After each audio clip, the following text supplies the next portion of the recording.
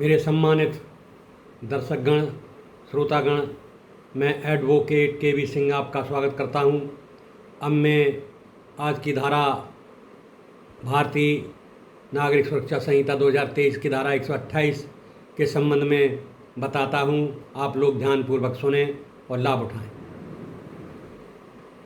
धारा 128 BNSS संदिग्ध व्यक्तियों से अच्छे व्यवहार के लिए सुरक्षा से संबंधित है, जिसमें एक कार्यकारी मजिस्ट्रेट ऐसे व्यक्ति को 1 वर्ष तक के लिए अच्छे व्यवहार के लिए बॉन्ड भरने का आदेश दे सकता है यदि उसे संदेह हो कि व्यक्ति अपनी उपस्थिति छिपा रहा है और किसी संज्ञेय अपराध करने का वाला है।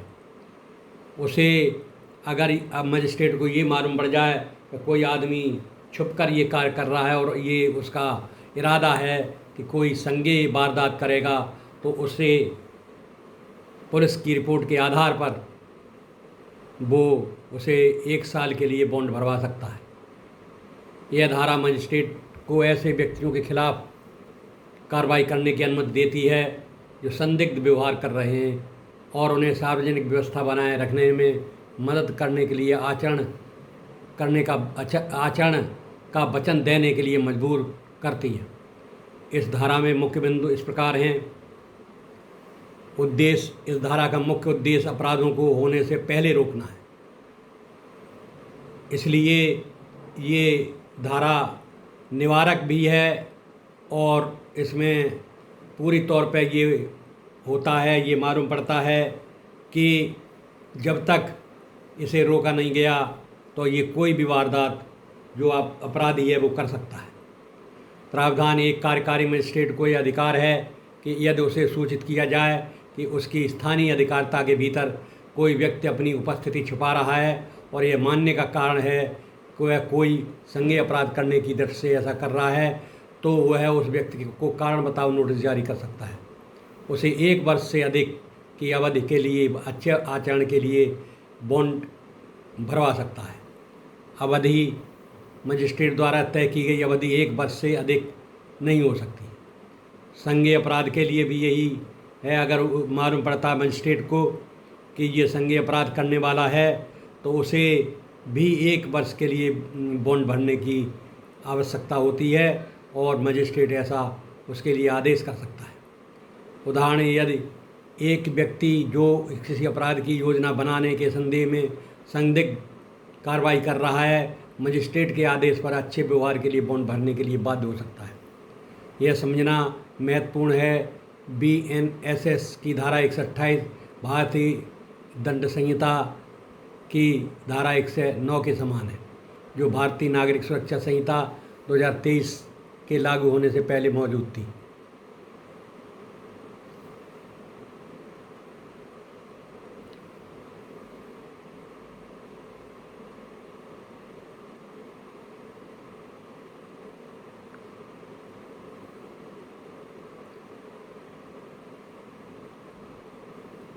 इस प्रकार मैं आपको धारा 127, 28 और 29 का मिला जुला रूप भी बता रहा हूँ। भारतीय नागरिक सुरक्षा संहिता 2023, जिसमें दंड प्रक्रिया संहिता की जगह ली है, 1 जुलाई 2024 को लागू हुई, सार्वजनिक व्यवस्था और सुरक्षा बनाए रखने के लिए विभिन्न प्रावधान प्रदान करती है। धारा 127, 28 और 129, धारा 127, 128, 129 कार्यकारी मजिस्ट्रेटों की शक्तियों का विवरण देती है, जिसमें व्यक्तियों से उनके व्यवहार के लिए कारण बताने और संभवतः उनके अच्छे व्यवहार के लिए बॉन्ड या जमानत बॉन्ड निष्पादित करने की आवश्यकता होती है। भारतीय नागरिक सुरक्षा संहिता की धारा 127, 128, 129 कार्यकारी मजिस्ट्रेटों को व्यक्तियों से उनके व्यवहार के लिए कारण बताने, संभवतः अच्छे व्यवहार के लिए बॉन्ड निष्पादित करने की मांग करने का अधिकार प्रदान करती है। ये धाराएं निषिद्ध और अश्लील सामग्री के प्रसार से लेकर अपराध करने के इरादे से उपस्थिति को छिपाने और आदतन अपराध करने तक विभिन्न परिदृश्यों को संबोधित करती हैं। इन स्थितियों में कार्य करने के लिए मजिस्ट्रेट को सशक्त बनाकर भारतीय नागरिक सुरक्षा संहिता 2023 का उद्देश्य समुदाय के भीतर सार्वजनिक व्यवस्था और सुरक्षा बनाए रखना है। इस प्रकार आपने देखा कि तीनों धाराएं ही मतलब सुरक्षा बनाए रखने के लिए हैं।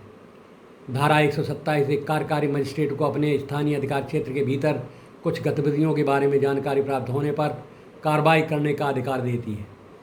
इन गतिविधियों में निषिद्ध मामले या अश्लील सामग्री का प्रसार करना या प्रसार करने का प्रयास भी शामिल है। ये खंड 2 भागों में विभाजित है। नंबर 1 निषिद्ध विषय। भारतीय न्याय संहिता की धारा 152, 196, 197 और 299 के तहत दंडनीय किसी भी विषय का प्रसार, इसमें मौखिक लिखित दोनों रूप या प्रसार करने का कोई अन्य तरीका शामिल है। इसमें आधिकारिक क्षमता से काम करने वाले न्यायाधीश की आपराधिक धमकी या मानहानि भी शामिल है। नंबर 2 अश्लील सामग्री।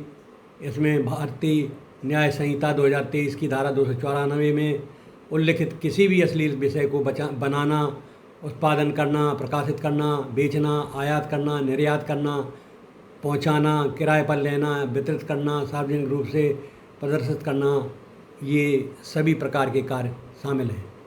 यदि मजिस्ट्रेट को कार्रवाई के लिए पर्याप्त आधार मिलते हैं तो वे संबंधित व्यक्ति के कारण बताने की मांग कर सकते हैं और उन्हें 1 वर्ष से अधिक की अवधि के लिए अच्छे व्यवहार के लिए बॉन्ड या जमानत बॉन्ड निष्पादित करने का आदेश दे सकते हैं।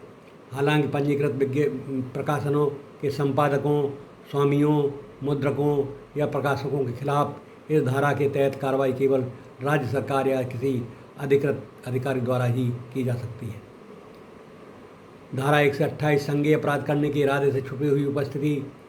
धारा 128 उन व्यक्तियों पर केंद्रित है जो संज्ञेय अपराध करने के इरादे से अपनी उपस्थिति छुपाने के लिए सावधानी बरत रहे हैं। जब किसी कार्यकारी मजिस्ट्रेट को ऐसी सूचना मिलती है तो वो व्यक्ति से कारण बताने के लिए कह सकते हैं।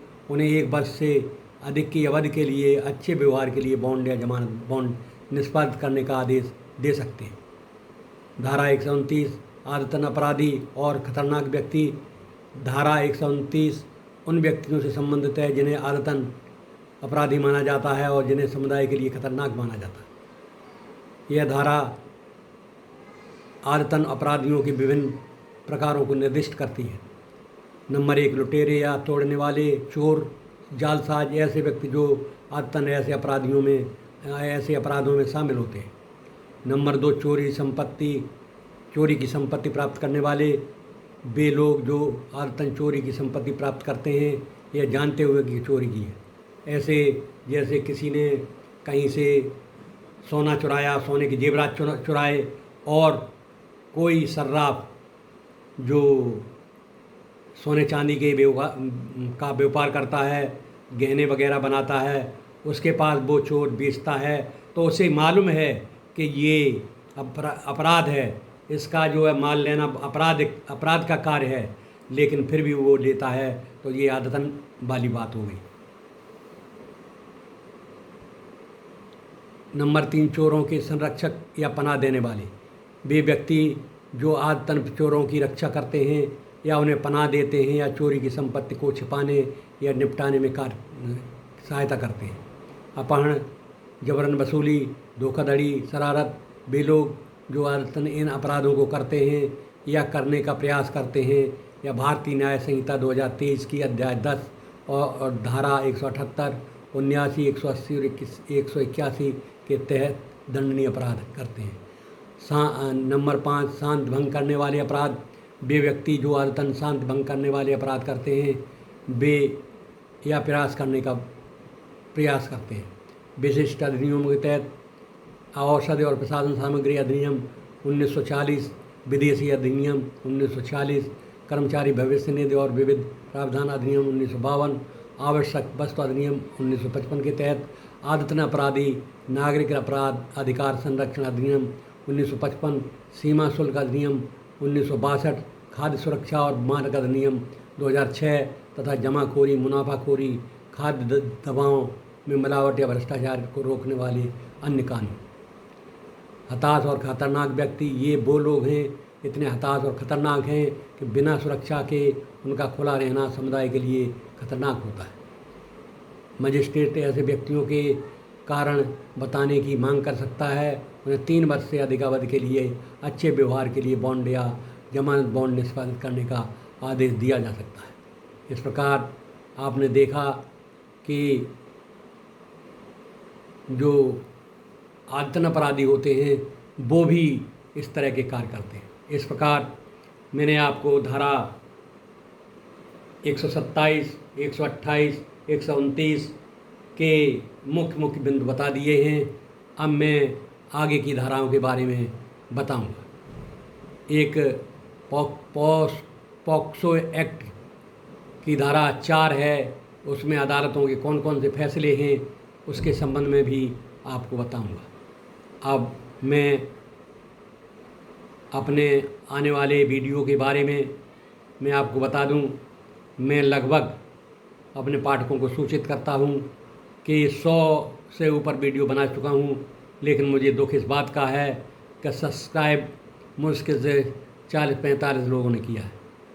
आप लोग सब्सक्राइब करने में इतनी कंजूसी क्यों बरत रहे हैं, जबकि उसमें कोई पैसा नहीं लगता, कोई किसी का वो नहीं होता, लेकिन हमारा मनोबल बढ़ता है और हम आगे के लिए तैयारी करते हैं, आगे के लिए आप लोगों की अच्छी अच्छी सामग्री लाते हैं।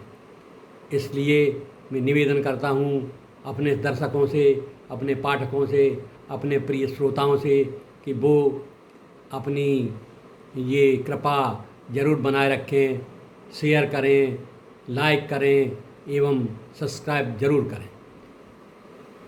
और आगे के वीडियो में मैं आपको हर तरह की जानकारी बताता रहूँगा, क्योंकि ये मेरी क्लास केवल और केवल ज्ञान प्राप्त करने वाले लोगों के लिए है। हर आदमी इसमें भाग नहीं ले सकता।